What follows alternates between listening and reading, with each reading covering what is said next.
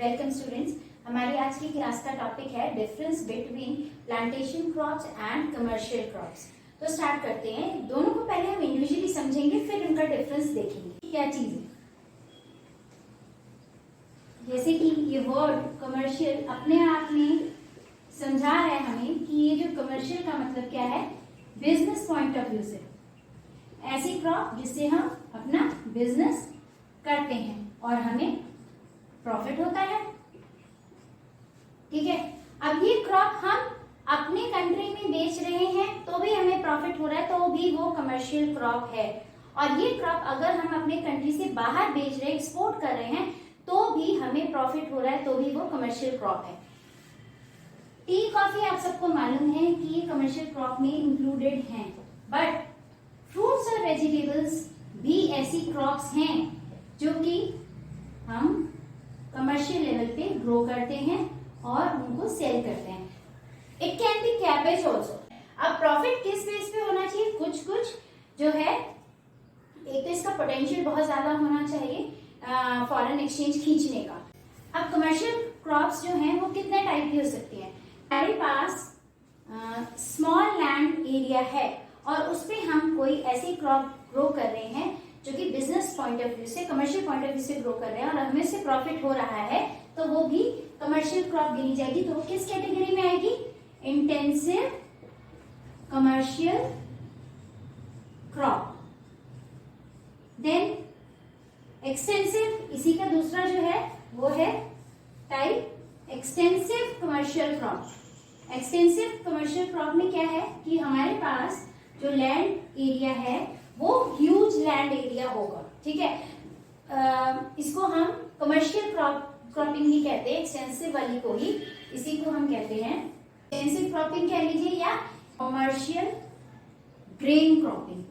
जैसे अगर हम कोई भी फसल, कोई भी क्रॉप बहुत बड़े लैंड एरिया पे, मोर देन 400 हेक्टर्स अगर हम ग्रो कर रहे हैं, तो वो हमारी कमर्शियल क्रॉप काउंट होगी। और चाहे हम उसको अब एक्सटेंसिव कमर्शियल क्रॉप कह लें या हम कमर्शियल ग्रेन क्रॉपिंग कह लें, one and the same thing.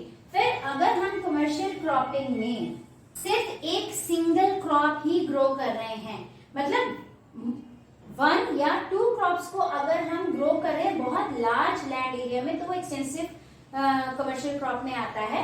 और अगर हम सिंगल क्रॉप ग्रो कर रहे हैं एक ह्यूज लैंड एरिया पे, तो फिर वो हम कहलाएगी प्लांटेशन क्रॉपिंग या मोनोक्रॉपिंग, मोनो कमर्शियल क्रॉप। ठीक है, देन इसी पे हम लोग क्या करते हैं, ये नहीं है कि सिर्फ पेड़ पौधे ही हम ग्रो करते हैं, क्रॉप्स को ही ग्रो करते हैं कमर्शियल फार्मिंग में। कमर्शियल फार्मिंग में जैसे डेयरी फार्मिंग है, वो भी कमर्शियल लेवल पे हम करते हैं। तो कमर्शियल फार्मिंग का एक एग्जांपल डेयरी फार्मिंग भी है।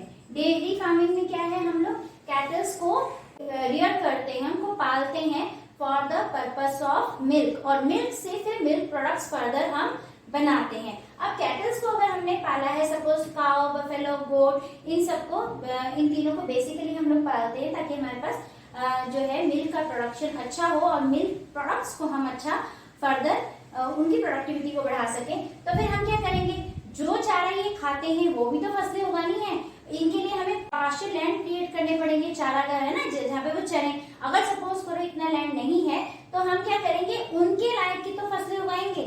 हे और सिलेज हम ज्यादातर ग्रो करते हैं ताकि वो हमारे एनिमल्स को जो है उनका चारे में हम उनको खिला सकें for the best production of milk. अब ये भी एक कमर्शियल क्रॉपिंग का ही एक हिस्सा है जहां हम डेयरी फार्मिंग को बढ़ावा देते हैं। देन नेक्स्ट इज, इसी में हम मिक्स क्रॉपिंग करते हैं। अब मिक्स क्रॉपिंग का मतलब क्या है, मिक्स फसलें भी गिनी जाती हैं। मिक्स क्रॉपिंग में एक से ज्यादा क्रॉप को ग्रो करना भी मिक्स क्रॉपिंग का ही पार्ट है। लेकिन बेसिकली मिक्स क्रॉपिंग एक्चुअल में है क्या चीज, ये है एक ही लैंड एरिया काफी बड़ा जिसमें किसान खेती तो कर ही रहा है, side by side cattle rearing भी कर रहा है। वो क्यों कर रहा है? इन केस आपका ह्यूज प्रॉफिट क्रॉप प्रोडक्शन से नहीं हो रहा, तो कम से कम जो आपका एनिमल रेयरिंग है उससे आपको बेनिफिट इनकम आती रहती है। ठीक है, तो ये है आपका मिक्स क्रॉपिंग। यहाँ पर क्या आता है, क्रॉप्स और लाइफ स्टॉक्स। ठीक है, दोनों ही आ रहे हैं। अब देखो इंटेंसिव कमर्शियल क्रॉप में क्या है, आप ये ध्यान रखना, स्मॉल लैंड पीस है, स्मॉल लैंड एरिया है, और यहाँ पर जो है मेथड्स कैसे यूज किए जा रहे हैं, जैसे कि मॉडर्न मेथड्स ऑफ इरिगेशन इसमें यूज किए करके हम इसको कमर्शियल क्रॉपिंग के लेवल में लेके आ सकते हैं, या फिर हम यहाँ पर फर्टिलाइजर्स और पेस्टिसाइड्स, इंसेक्टिसाइड्स वगैरह को यूज कर हम लोग इसको इंटेंसिव क्रॉप प्रोडक्शन जहां पे हो रही है वहां पे उसको कमर्शियल लेवल पे लेके आ सकते हैं। अब एक्सटेंसिव में क्या था कि इसका थोड़ा सा और बड़ा रूप है, यहाँ पर जो है लैंड एरिया यूज हो जाता है, मोर देन 400 हेक्टेयर्स का लैंड एरिया हो जाता है, और यहाँ पे सारी की सारी मैकेनाइज्ड फार्मिंग होती है, मॉडर्न टूल्स या मॉडर्न टेक्निक्स को यूज करके यहाँ फार्मिंग की जाती है। Plantation mono single crop grow कर की जाएगी यहाँ पर, और huge land. Then dairy farming आपको पता है, मिक्स क्रॉपिंग बता दी। मिक्स क्रॉपिंग फार्मर्स कब प्रेफर करते हैं, जब उनको ये लगता है कि हमारा जो है एग्रीकल्चर से इतना नहीं मुनाफा हो रहा, तो वो इसको भी कर लेते हैं साथ में, ताकि उनको जो है प्रॉफिट अच्छे लेवल पे होना शुरू हो जाए और एक फिक्स सोर्स ऑफ इनकम आ जाए। तो ये तो थी हमारी कमर्शियल क्रॉपिंग। ठीक है, अब कमर्शियल क्रॉपिंग में आप ध्यान दो कि प्लांटेशन क्या चीज है, plantation cropping is also a commercial crop, लेकिन कमर्शियल क्रॉप को बूस्ट अप करने के लिए, कमर्शियल क्रॉपिंग की लेवल को, उसकी प्रोडक्टिविटी को, उसका फॉरेन एक्सचेंज, इन सब लेवल्स को बूस्ट अप करने के लिए हमने प्लांटेशन क्रॉपिंग को चुना। ठीक है, अब हम इसी चीज को पढ़ेंगे कि प्लांटेशन क्रॉपिंग है क्या चीज। अब हम पढ़ते हैं प्लांटेशन क्रॉपिंग क्या है। एक बात तो क्लियर है कि प्लांटेशन क्रॉप में हम क्या करते हैं, सिंगल क्रॉप ग्रो करते हैं, और कितने बड़े लैंड एरिया में, ह्यूज लैंड एरिया में, और जो कि क्या होता है, मोर देन 400, यहाँ मोर देन लिख लीजिए आप, more than 400 hectares. Plantation cropping हमेशा पेरिनियल होती है। देन कमर्शियल क्रॉप पे जो भी क्रॉप प्रोड्यूस आ रहा है उसको हम डायरेक्ट भी लेते हैं, कुछ क्रॉप का जो प्रोड्यूस है उसको हम डायरेक्ट भी कंज्यूम करते हैं, और कुछ क्रॉप्स का जो प्रोड्यूस है उसको हम आफ्टर प्रोसेसिंग भी यूज करते हैं। जबकि प्लांटेशन क्रॉप्स में जो भी क्रॉप प्रोड्यूस है दैट इज यूज्ड और consumed only and only after processing. Crop produce is used or consumed after processing only। Plantation cropping जो है, ऐसी क्रॉप्स इसमें इंक्लूड करते हैं हम लोग जो जिसमें सड़ने या खराब होने की गुंजाइश बहुत कम होती है। ठीक है, so it is less perishable.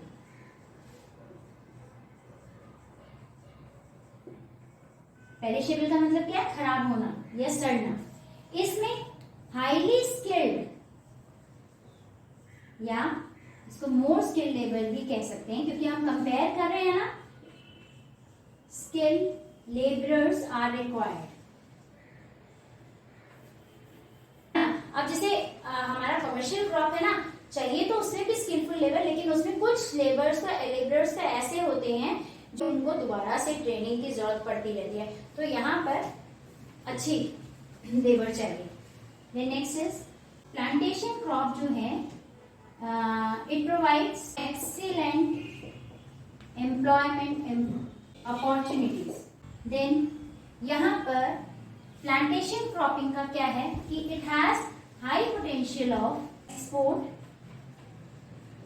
Then foreign exchange earnings are high, यहां से हमें काफी सारा फॉरेन एक्सचेंज मिल जाता है।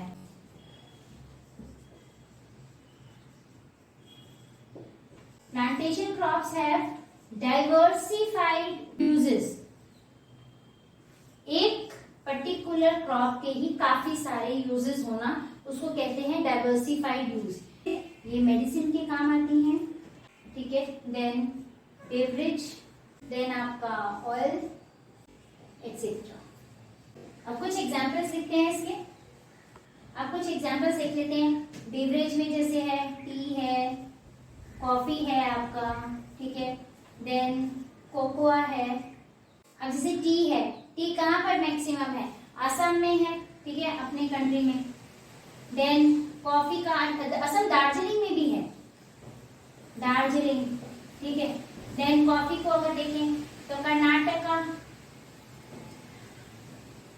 और अगर कोकोआ को देखें तो ये वेस्ट अफ्रीका, ठीक है, घाना, घाना में सबसे ज्यादा कोकोआ का प्रोडक्शन है, ठीक है। फिर हम ऑयल सीड्स की बात करते हैं तो यहाँ पर आ जाते हैं कोकोनट, जो अपने ईस्टर्न घाट से केरला वाली साइड, ठीक है, वहां पर। और फिर आता है अपना पाम, पामेरा पाम। अगर इंडस्ट्रियल क्रॉप्स में हम कुछ देखते हैं तो फिर उसके एग्जांपल देख लेते हैं। इंडस्ट्रियल क्रॉप्स जो हैं उनमें देखो क्या क्या आ रहा है, कॉटन है, ठीक है, और इसमें हेम्प है, यहाँ पर रबर है। तो ये कुछ एग्जांपल्स हम लिख लेते हैं इंडस्ट्रियल क्रॉप के।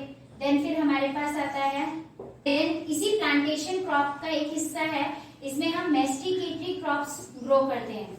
मेस्टिकेटरी क्रॉप्स वो होती हैं जिनको हम च्यू करते हैं, जैसे कि पान, पान खाते हैं सबके दादाजी, है ना, मेरे दादाजी भी खूब पान खाते हैं, मैं भी खाती हूँ, आप भी खाते हो। तो बीटल, ठीक है, देन सुपारी, अरेका नट जिसको कहते हैं, सुपारी, ठीक है, देन टोबैको, तंबाकू, बीड़ी जिसको हम तेंदू के नाम से जानते हैं, ठीक है, देन पेपरमिंट।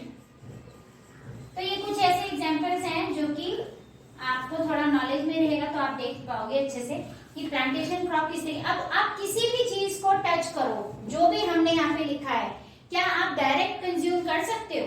सपोज कॉफी लगाई, कॉफी की जो फल है उसको तोड़ के खा लो, तो हमने कॉफी पी ली, या टी है, या ऑयल है, ऑयल सीड्स हैं, जैसे ऑयल क्रॉप है, ठीक है, कि आपने डायरेक्ट कोई चीज आप कंज्यूम नहीं कर सकते unless until it is processed first.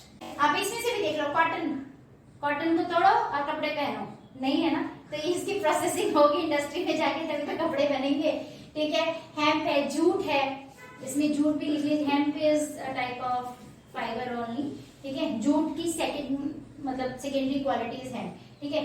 Then jute है या रबर है, आप किसी भी चीज को, रबर क्या एक लिक्विड सा निकलता है पेड़ में से, उसको कलेक्ट किया जाता है, फिर इंडस्ट्रीज में ले जाकर उसको डिफरेंट टाइप्स ऑफ रबर्स में कन्वर्ट किया जाता है। अब देखो, क्योंकि डाइवर्सिफाई यूज मैंने लिखा है, अब इसी का एक एग्जांपल ले लीजिए आप। जब रबर का कलेक्शन होता है, सबसे पहले जो बिल्कुल पॉलिश्ड फॉर्म निकलती है रबर से बन के, वो मेडिकेटेड टाइप की रहती है, जो कि हमारे मेडिकल इंडस्ट्री में जाती है, जैसे वेंटिलेटर वगैरह की जो पाइपलाइन पाइप सी होती है, ठीक है, ऑक्सीजन सिलेंडर से लेके वो पूरा मास तक, ठीक है। फिर जितनी भी वो आपको ड्रिप्स वगैरह चढ़ती हैं हम लोगों को, ठीक है, वो सब ये जितनी भी चीजें, इक्विपमेंट्स या कोई सर्जिकल चीज जो रबर की बनी हुई है, वो सब अच्छी क्वालिटी की बन के फिर उसमें आपके व्हीकल्स के, 4 व्हीलर, सफारी गाड़ी के टायर, ठीक है, एंडेवर के टायर, तो ये जो जितना भी रबर का मटेरियल है, फिर उसके बाद में इस तरीके से रबर के भी इतने सारे यूजेस हैं, ठीक है।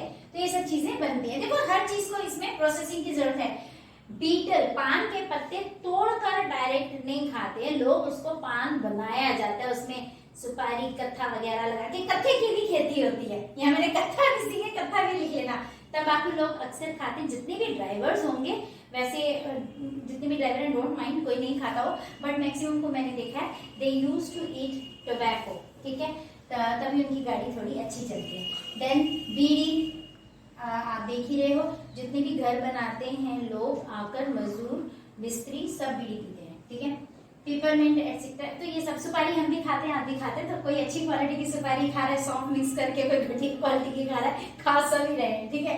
तो सब चीज कंज्यूम होती है प्लांटेशन क्रॉपिंग की आफ्टर प्रोसेसिंग।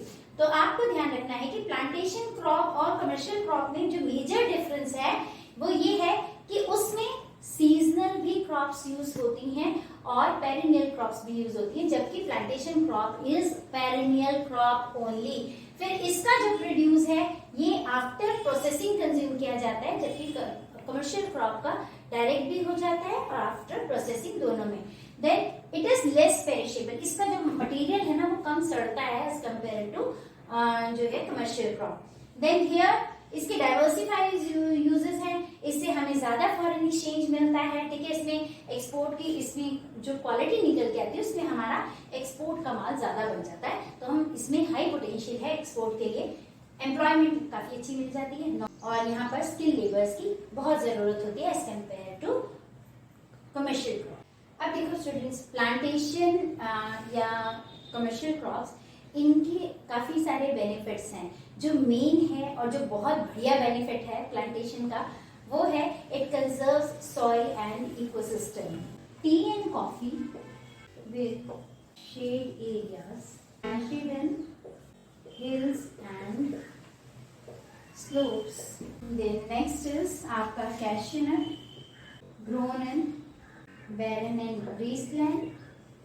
टी और कॉफी जो है पेरिनियल क्रॉप है, प्लांटेशन क्रॉप है। Cashew nut is also perennial, मतलब पूरे साल भर लगी रहती है, इसमें बीच में कोई इंटरफेरेंस तो नहीं है, ठीक है। Same as the sugar cane.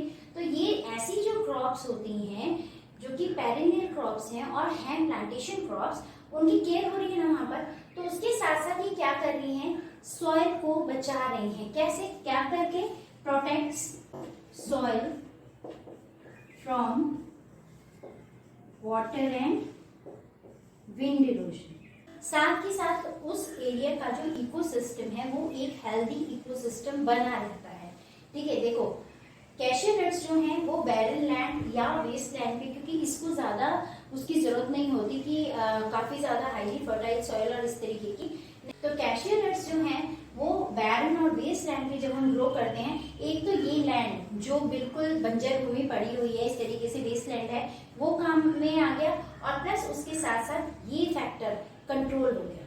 तो in this way these plantation crops or commercial crops helps in soil conservation and ecosystem. I hope अब plantation crop और commercial crop का difference बिल्कुल clear हो गया होगा।